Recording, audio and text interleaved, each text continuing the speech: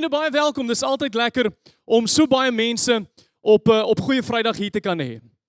En vriende, ek dink, jy weet, soos wat ek hierdie voorreg gehad het om voor te berei vir hierdie week, wil ek baie welkom sê aan die mense wat vir die eerste keer vandag by ons kuier. Dis vir ons 'n voorreg en ek hoop jy's nie net vandag hierso nie, maar dat jy Sondag ook sal kom. Want sien ons vier vandag iets, ons gedenk iets vandag, maar dis nie die einde van die storie nie. Die einde van die storie kom aan die einde van vandag se diens en dan bid ek dat jy regtig waar sal dink om Sondag weer te kom. Nou vriende, ek wil vandag met jou kom gesels oor hierdie verlosser. Die verlosser wat ek nou van gepraat het, waar ek gesê het, as jy die Here Jesus ken as jou verlosser.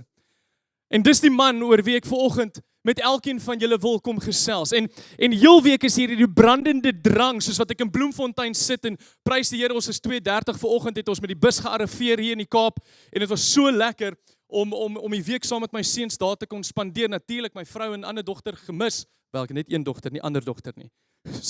So en my dogter. Right? Maar ek het hierdie absolute vuur in my hart gehad. En terwyl ek op daai bus gery het gister en weer deur my preeknotas gegaan het, was dit hierdie brandende drang om met julle te kom praat, soos wat Jeremia sê. Hy sê, wanneer ek dink ek sal my aan hom nie steur nie. Nou natuurlik is hy gespot in hierdie oomblik en nie meer in sy naam kan praat nie, dan word dit soos 'n vuur wat brand. En dan wat? En waarvan ek nie kan loskom nie. En vriende, ek en myself so vereenselwig met Jeremia. Want hier is 'n vuur in my hart wat brand om vir jou te kom vertel van Jesus en wat hy vir elkeen van ons gedoen het op 'n kruis, sodat ek en jy vandag hier kan sit. En sien, dis baie maklik om te sê, vriende, dat, jy weet, ek het baie goed al bereik in my lewe. You know, I've got this saying, you say, hey, look ma, I made it, né? Ek het dit gemaak. Sien, as 'n klomp dinge, ek kan sê, weet jy, ek het al baie plekke in die wêreld gesien. Baie bevoorreg gesê ek het die mooiste titels in my werksplekke al gehad. Dit was fantasties. En ek het die voorreg gehad om kamers te deel met die belangrikste mense in die wêreld. Maar dan staan ek ook vanoggend voor jou met die wete dat dit niks beteken nie.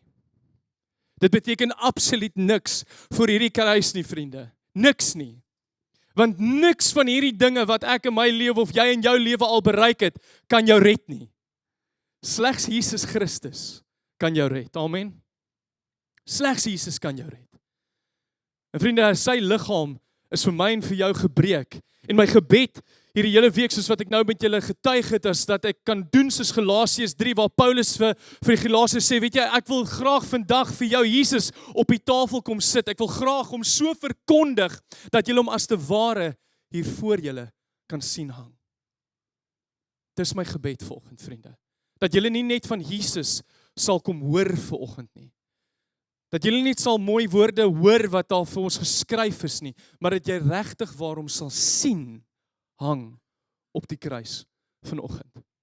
Ek wil hê jy moet herinner word aan die feit dat toe Jesus hier op aarde was, het hy verskriklik baie wonderwerke gedoen. Ongelooflike dinge. Hy het verlamdes laat loop, hy het die blindes laat sien, vriende. Hy het mense uit die dood uit opgewek. Maar dis nie hoekom Jesus gekom het nie. Vriende, Jesus het nie 'n liggaam aangeneem en op die aarde tussen mense gestap om wonderwerke te doen nie. Jesus het gekom, vriende, om sondaars te red. Hy het gekom om sondaars te red soos wat ek en jy is. Nou dalk is jy perfek en baie oulik, maar ek gaan vir jou sê, hy het gekom om 'n sondaar soos ek te red. En daarvoor is ek dankbaar. Hy het op 'n kruis die wêreld se sondes op hom geneem, uit mekaar uitgebreek en geslaan, sodat ek en jy vandag hier kan sit. En vriende, Johan sê elke jaar as hy die Goeie Vrydag diens doen, dan noem hy die feit dat daar's nie genoeg tyd. Ek wens ek het vanoggend genoeg tyd om die hele lydensweek saam met jou te kan deurgaan. Elke nuance, elke interaksie wat Jesus met sy disippels gehad het om hulle voor te berei vir dit wat ek en jy vandag hier kom gedenk, maar ongelukkig is daar nie tyd nie. En hopelik het jy die boodskap van lydensweek saam met die groepie gevolg of die video's gekyk.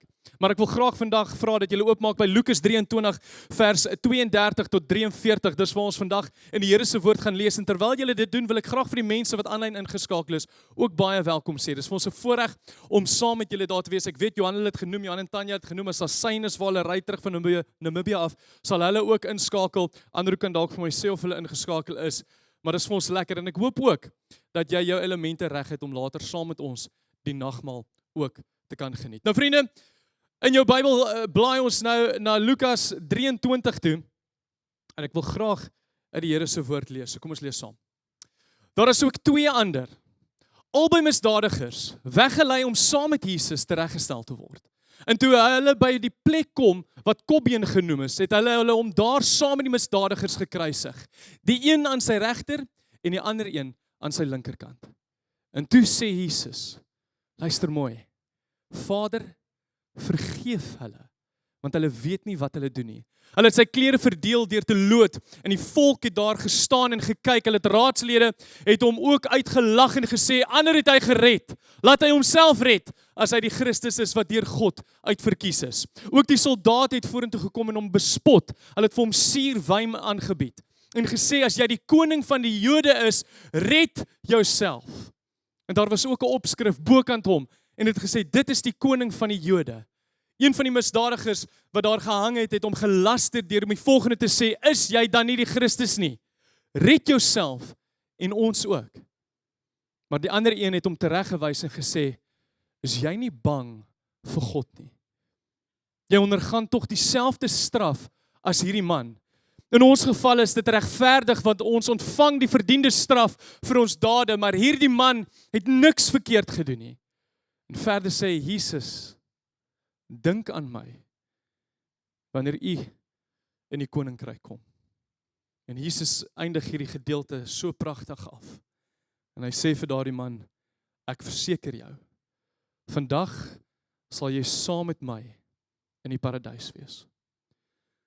Vriende, in hierdie 11 verse is daar 'n rykdom teologie opgesluit. 'n Rykdom teologie, maar daar's iets wat ongelooflik uitspring as jy daardie verse internaliseer en jy sal sien dat iets ongeloofliks, iets merkwaardigs gebeur met Jesus terwyl hy daar hang op die kruis, terwyl hy nie kan asemhaal nie. Bid hy vir die wat hom kruisig. Hy spreek vergifnis uit. Vader, vergeef hulle, want hulle weet nie wat hulle doen nie. En hy kom red 'n sterwende man wat langs hom in daardie oomblik, in sy diepste nood, kom red hy hom. En vriende, ek wil hê jy moet vanoggend verstaan, terwyl jy hierso sit, dat Jesus in daardie oomblik nie iets vir my en vir jou gegee het nie. Hy het nie vir my en vir jou iets in daardie oomblik gegee nie. Hy het vir my en vir jou homself kom gee. En soos wat jy na daai kruis staar, dan wil jy kom hierdie eerlike gebed. 'n Eerlike gebed kom en dit sê, Here, dink aan my. En my gebed is dat die Here vanoggend aan jou ook sal kom dink, dat dit jou hartsbegeerte is om te sê, Here Jesus, dit wat U vir my gedoen het, Here, dink ook aan my. En dan laat dit ook die vraag by ons gedagtes opkom, 'n dringende vraag om te sê, vriende, maar wat was die prys? Wat was die prys van die man op die middelste kruis, sodat hy met soveel selfversekering kon sê, ek verseker jou, vandag sal jy saam met my in die paradys ingaan, want ek wil gou net vinnig die tafel dek, iets wat ons almal dalk al weet, en as jy dit nog nie weet nie, kruisigings was nie iets unieks in die tyd van Jesus nie. Daar was honderde, duisende, 10.000 mense gekruisig in die tyd van Jesus, en dit hang af wat se boeke jy naslaan. In die tyd wat Jesus geleef het, praat hulle van tussen 20 en 30.000 mense is in Jerusalem gekruisig. Dis nie sommer maar net iets wat ongewoon vir hulle was nie. Jy sien, want as jy die strate deurgeloop het langs die paaie, is mense langs die pad gekruisig, sodat die inwoners kan sien hoe hulpeloos hulle eintlik is, sodat hulle kan sien wat die mag van die Romeine is. En niemand onthou hulle nie. Niemand onthou hulle vandag nie, vriende. Niemand kom en steek 'n kersie aan vir daardie mense wat gekruis is nie. Niemand nie. Niemand bou 'n teologie op van daardie 29.999 as ons 30.000 vat nie. Maar wel oor een. Daardie mense het gesterf soos wat die Romeine wou gehaat het, hulle moet sterf. Hulle het gesterf met skande, hulle het gesterf in pyn en hulle het gesterf in donkerte. Maar nie die een op die middelste kruis nie. Wat het hom so anders gemaak, vriende? Wat maak die man wat op die middelste kruis hang so anderste? Want hierdie man het kom kalenders verdeel, vriende. Hy het nasies kom beïnvloed as ons kyk na die regte wat hulle in hulle lande het. Hulle het gebede gevorm van duisende mense, miljoene mense in die wêreld.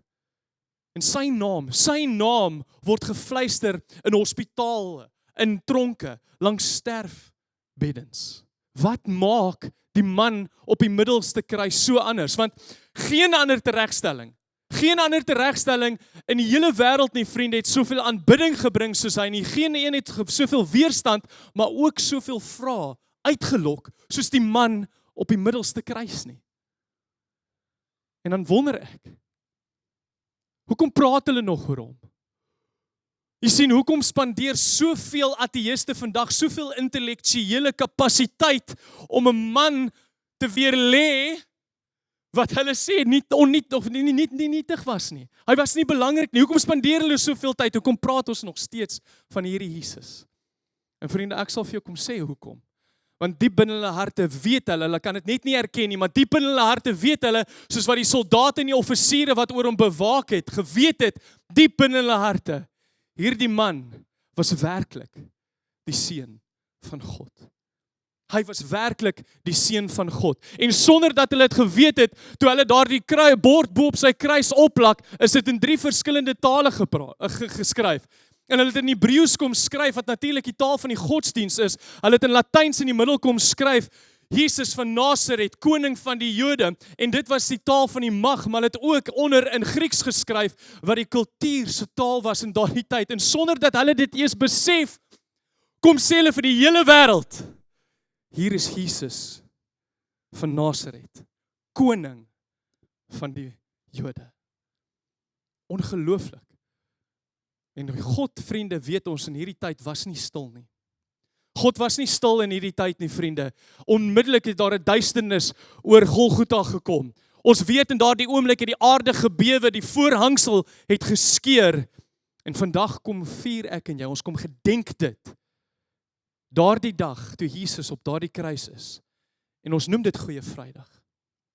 Vriende, ons noem hierdie dag wat ons vandag gedenk, Goeie Vrydag. Maar ek en jy weet, dit was nie 'n Goeie Vrydag vir Jesus nie. Dit was nie vir hom 'n goeie dag nie. Dit was in die geskiedenis van ons leeftyd die ergste, maar ook die beste dag van die mensdom. Dit was die ergste dag oor wat met hom op daardie kruis gebeur het, maar dit was ook die beste dag vir wat dit vir my en jou gekoop het, vriende. En ons kan nie by die opstanding van Sondag kom nie, sonder om vandag te kom stilstaan by die kruis nie, vriende. Want genade maak net sin in my en jou lewe. Genade maak net sin wanneer ons weet wat die prys van die kruis was.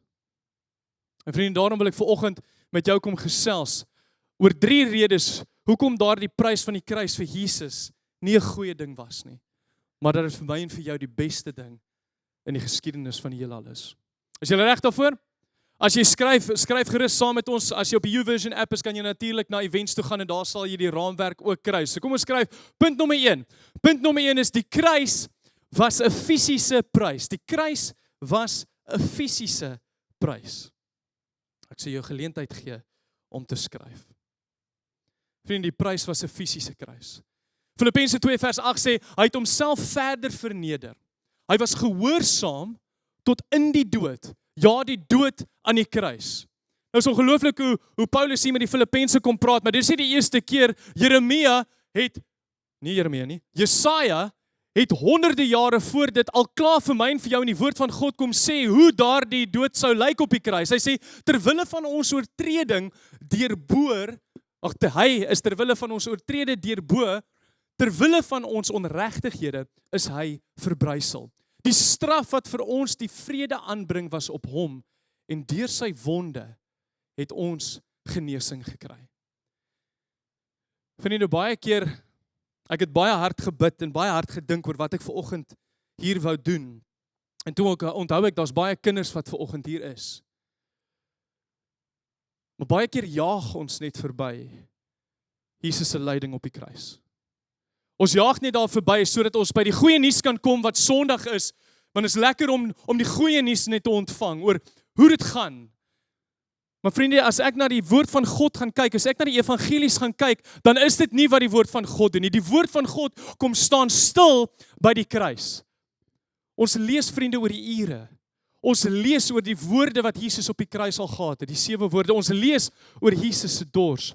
Ons lees hoe Jesus asem gehaal het. En vriende, dit wys vir my as ek na die skrif kom kyk, dat dit vir God belangrik genoeg was om dit daar te sit. En daarom, vriende, moet dit vir my en vir jou ook belangrik wees. Jy sien die vlak van pyn wat Jesus op die kruis ervaar het, in Engels noem ons dit excruciating. It was excruciating, and that comes from the Latin word excruciare. En as jy dit opbreek, dan is daai tweede gedeelte eintlik presies van wat Jesus op die kruis ervaar het, die crucia, dis die kruis. Hy torment ervaar op die kruis. Dis wat hy daar ervaar het, vriende. Hy het slapelose nagte deurstaan. Onregverdige verhore het die Here deurgegaan. Die verlate tyd van vriende was een van die ergste dinge wat hy moes gaan of deurgaan. Kan jy vir jouself indink?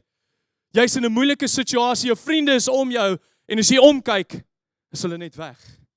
Ek weet nie hoe jy sou voel nie, maar ek sou nie so lekker gevoel het daaroor nie. It would have tested our friendship. En dan het hy 'n Romeinse geesteling deurgegaan, vriende, wat so erg was, dat baie mense, terwyl hy so uit mekaar uitgeslaan is, nooit eers die kruis gemaak het nie. En ek wil jy moet verstaan dat Jesus was in daai oomblik, toe hy deur daai fisiese pyn gegaan het, was hy so swak, hy kon nie sy eie kruis dra nie.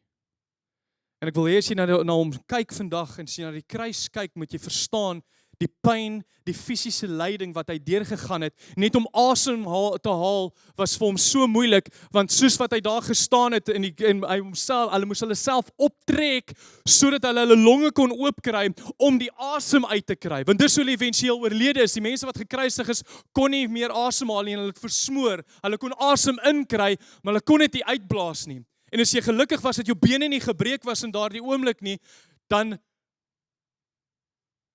was dit nog steeds seer. Maar as hulle gesien het, dit gaan te goed met jou, dan bring hulle 'n groot ystererd, of 'n ysterrod, en hulle kom slaan jou knieë en jou femurs, om dit te breek, sodat jy nie kan hang nie. Sodat dit vir jou erger en erger is. Dit's gebou om te ly, en dit is wat Jesus gedoen het. En hy kom sê toe in daardie oomblik in Johannes 10 vers 18 kom sê die volgende woord, hy sê, niemand neem my lewe van my af nie. Niemand nie. Ek lê dit uit my eie uit neer. Vriende, Jesus, soos wat hy daar op daai kruis hang, hy was nie 'n slagoffer nie. Hy was nie 'n slagoffer nie. Hy het gewillig na die kruis toe gegaan vir my en jou. Hy het gewillig die vlees aangeneem, sodat hy soos ek en jy 'n liggaam kan hê, sodat hy kan voel wat dit gaan voel vir my en vir jou as ons verlate is. Hy het die pyn ervaar, vriende. En in daardie oomblik het hy elke liewe lyding geabsorbeer en op hom geneem. Sodat wat? Is dit 'n ongeluk? Is dit 'n ongeluk wat hy ervaar het terwyl hy na die kruis toe gegaan het? Nee. Vriende, dit wat hy deur gegaan het op die kruis was 'n voorvereiste vir my en vir jou. En wat beteken sy fisiese prys? Wat beteken die fisiese prys waardeur Jesus gelei het op die kruis vir my en vir jou vandag? Wel, ek wil hê jy moet weet dat God nie ver is nie. God is nie ver nie. Ek en jy dien nie 'n Here wat op 'n afstand bly en pyn net bestuur nie. Ek wil hê terwyl jy vandag hier so sit, dat jy moet verstaan, ek en jy aanbid 'n verlosser, vriende, wat pyn inniglik ken. Dis nie net 'n gedagte vir hom nie. Ek wil hê jy moet weet, as ons in Hebreërs 4 vers 15 gaan lees, dat hy medelee het met ons. Hy verstaan waardeur ek en jy gaan. Jesus het self by 'n graf gehuil. Hy het bloed gesweet in die tuin van Getsemane. En hy het ook gesê, hy's dors. Hoekom? Vriende, sodat jou lyding nie vreemd is vir God nie. Dit het Jesus kom doen. Dit was die fisiese koste wat hy vir my en vir jou kom betaal het, vriende, en jy hoef vanoggend nie jou pyn weg te bid nie. Asof dit 'n swakheid in jou lewe is nie. Bring vanoggend jou lyding na die Here toe, met die versekerheid dat hy weet hoe jy vanoggend voel. Want hy het 'n liggaam aangeneem, vriende, en daarom is liggame vir hom belangrik. Dis punt nommer 1, die fisiese prys wat Jesus vir my en vir jou betaal het. En punt nommer 2 is, vriende, die kruis was 'n geestelike prys. Die kruis was 'n geestelike prys vir Jesus. Matteus 27 vers 46 lees ons die volgende, vriende, daar staan, teen 3 uur het Jesus hard uitgeroep, Eli, Eli, lema sabachthani. Hy skree, dit is my God, waarom het U my verlaat? Ek dink dit is die mees hartseerste, hartsverskeurende woorde in die hele Bybel. Dat Jesus, die Seun van God, die ewige Seun, wat saam met sy Vader van die grondlegging van die aarde saam met hom was, wat saam met hom in 'n verhouding was, uitgeskree het, Here, hoekom het U my verlaat? En dalk voel jy ook baie keer so. Maar ek wil hê jy moet baie mooi oplet, vriende. Want sien, hier is dinge wat baie keer verkeerd gedraai word, veral as jy met mense praat wat nie die Here dien nie. Op daardie oomblik, toe hy dit skree, het die drie-eenheid nie verdeel nie. Dit het nie verdeel nie, vriende. Die Seun het nie op die kruis opgehou God word nie. Al het die mense hom uitgejou en gesê, as jy ander mense kan red, red jouself. Hy het nie opgehou God word in daardie oomblik nie, vriende. Maar wat wel gebeur het was, daar was hierdie proporsionele verbreeking. Die intimiteit is verbreek. As ek nou in my eie gedagtes moet dink, en dit gaan natuurlik glad nie sin maak in terme van wat hier op die kruis gebeur het nie, maar as my kind iets verkeerd doen, bly hy nog steeds my kind. Maar daar is dalk net vir 'n oomblik 'n bietjie van die warmte van ons verhouding wat verlore gaan. Maar net vir 'n oomblik. En sien, die aangesig wat die Here Jesus met sy Vader geniet het, is gebreek. Hoekom? Want in daardie oomblik, vriende, die geestelike prys wat hy vir betaal het, was, hy het my en jou sondes op hom geneem. In 2 Korintiërs 5 sê dit vir ons, hy sê, Christus was sonder sonde, maar God het hom in ons plek as sondaar behandel, sodat ons, deur ons eenheid met Christus, deur God vrygespreek kan wees. En ek wil jy moet baie mooi oplet, vriende. Toe Jesus daardie woorde uitskree, was hy nog steeds terselfdertyd die Seun, maar hy was ook my en jou plaasvervanger. Hy was 'n vervloekte sondaar. Die pyn van die kruis was juis daar, vriende, dat Jesus moes ervaar hoe dit voel om deur God verlate te wees. En toe hy sy laaste asem op die kruis bymekaar kon kry, het hy die volgende geskree, tetelestai. En dit beteken, Here, dit is volbring. Vriende, in daardie oomblik het Jesus 'n geestelike prys vir my en vir jou betaal, en God kom en hy gee vir ons sy woord om te lees, sodat ek en jy nie hoef te raai wat sy Vader se hart in daardie oomblik was, toe Jesus daardie woorde sê, Here, dit is volbring. Hy kom sê vir ons in die woord, daar is 'n duisternis, en julle weet, dit het op daardie oomblik geval oor die hele wêreld. Maar daai duisternis was nie 'n atmosferiese ding nie. Dit was nie 'n eklips nie. Wat is 'n eklips? Skus. 'n Sonsduisternis, né? Dit was nie die son of die maan wat mekaar kruis nie. Dit het letterlik donker geword in daardie oomblik. En dis nie die eerste keer wat dit gebeur nie, want as ons na die Ou Testament gaan kyk, dan is Amos, Jesaja, Joël, Sefanja, hulle almal verwys na die duisternis as een ding in die woord. En hulle beamoen dit almal. Dit is God se oordeel. Al twee testamente sê vir ons, vriende, wanneer daar 'n duisternis gebeur, in daardie oomblik kom God en hy bring donkerte oor sy seun, sodat mense nie meer met hom kan spot nie. Sodat mense nie kan sien waardeur hy gaan nie. Maar dit beteken ook, God in daardie oomblik, die geestelike prys is betaal, hy kom oordeel sonde. En die tweede ding wat gebeur het was, is dat die voorhangsel van die tempel geskeur het. Nou vriende, as jy nie weet hoe daardie voorhangsel gelyk het nie, dit was nie 'n klein lappie nie. Dit was so 60 voet hoog. Nou as jy nie weet wat voet is nie, ek ook nie. Maar dit is 18,2 meter lank. Die voorhangsel was 18,2 meter lank. Dit is so dik geweef dat mense dit nie self kon beweeg nie. En ons weet slegs die hoëpriester kon 1 keer 'n jaar met 'n bloedoffer daar ingaan. En God kom in daardie oomblik toe Jesus sê dit is volbring, Here, en hy skeer daardie voorhangsel van bo tot onder. En as jy al ooit daaroor gedink het, die rigting is belangrik. Van bo tot onder, sodat niemand kan sê, ja, maar dit is iemand wat dit gaan skeer het nie. Want jy gaan baie moeilik by 18,2 meter opgaan om iets te gaan begin skeer, wat so dik geweef is. En daardie voorhangsel, vriende, is 'n teologiese verklaring om te sê dat ek en jy, daar's 'n skeiding. God is hier binne in die heilige van heiligstes, maar jy kan nie inkom nie. En toe Jesus sê dit is volbring op die kruis, vriende, skeer hy daardie ding en hy sê, hier is ek. En hy nooi vir elkeen van ons in. En vriende, hy nooi vanoggend vir jou in. As jy die Here Jesus ken as jou verlosser, dan sê hy vir jou, kom, jy is welkom hier by my. Die prys is klaar betaal. Die finale offer, vriende, soos Hebreërs 10 gaan lees, die finale offer is klaar gebring. En dan lees ons in Romeine 8 vers 1 wat sê, daar is dus nou geen veroordeling vir die wat in Christus Jesus is nie. My gebed is, vriende, Jesus het die duisternis ingegaan, sodat jy sal verstaan, dat jy nie verlate sou wees nie. Jy sou nie verlate wees nie, sodat ek en jy vandag hier kan staan, en kan getuig, dat ons Romeine 8 vers 38 tot 39 in ons lewens ervaar, wat sê, niks kan ons liefde van die Here afskei nie. Niks nie, vriende.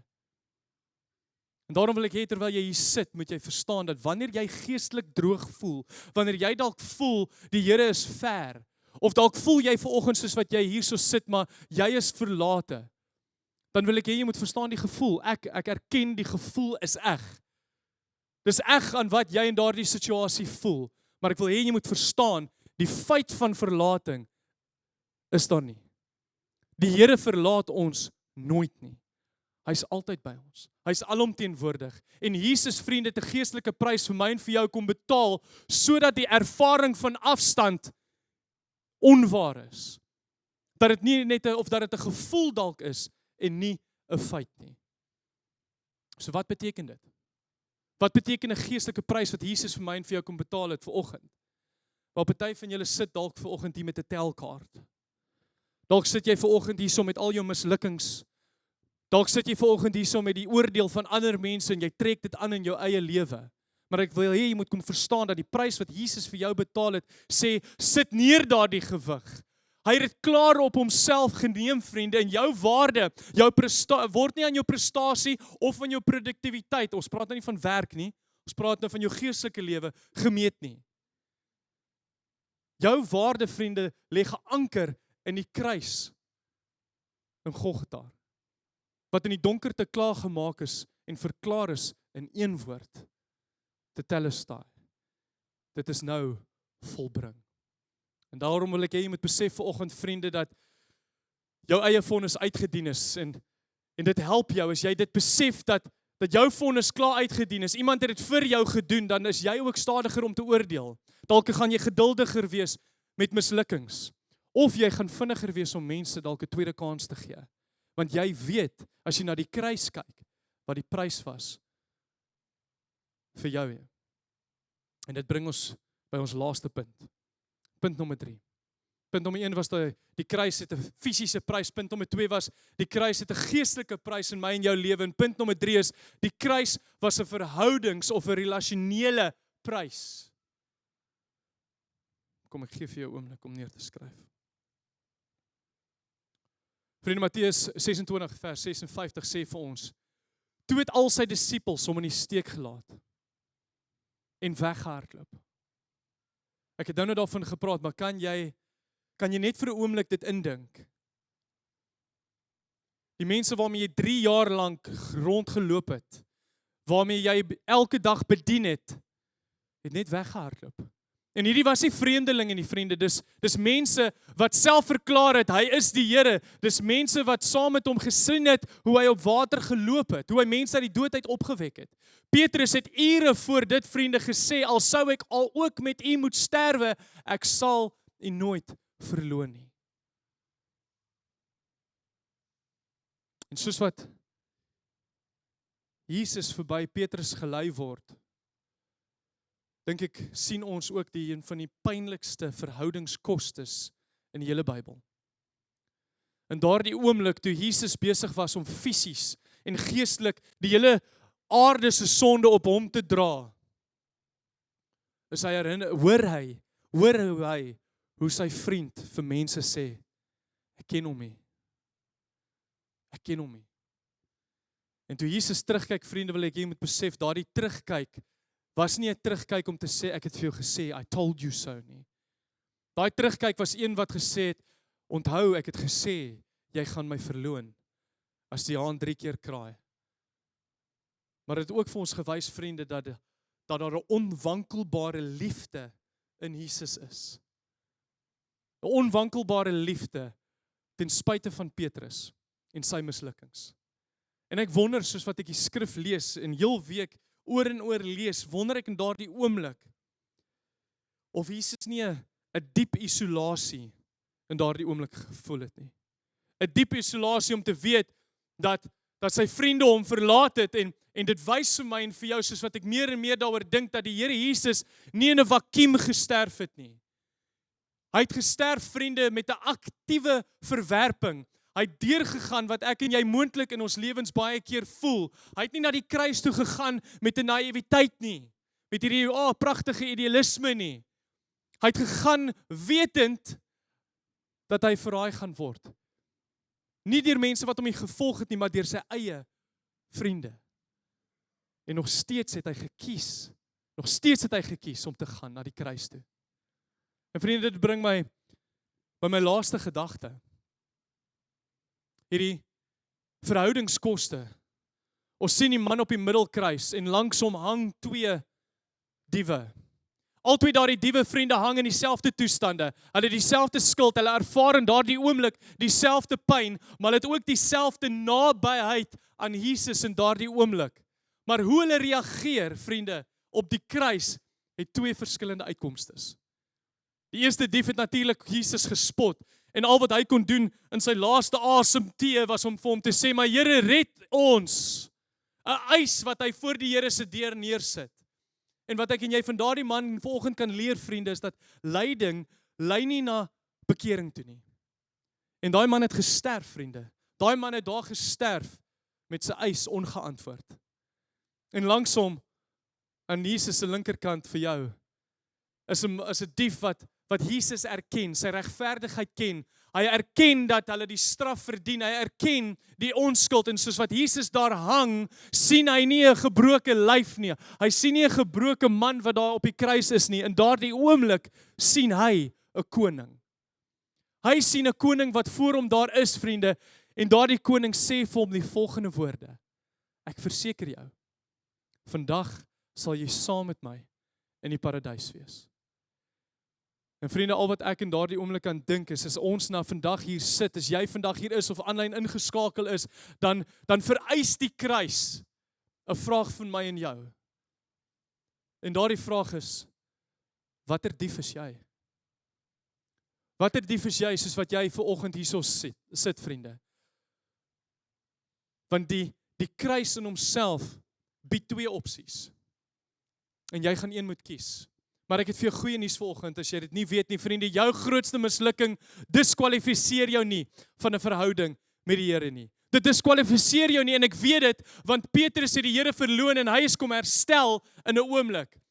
Die man wat langs Jesus 'n sondaar was en gekruisig is aanvaar en spandeer nou saam met Jesus die ewige lewe in die hemel. Saam met hom, saam met my, sê hy. En ek wil hê, soos wat jy hierso sit, die orkes, julle kan maar na vore kom, moet jy verstaan dat Goeie Vrydag, vriende, Goeie Vrydag is nie die einde nie.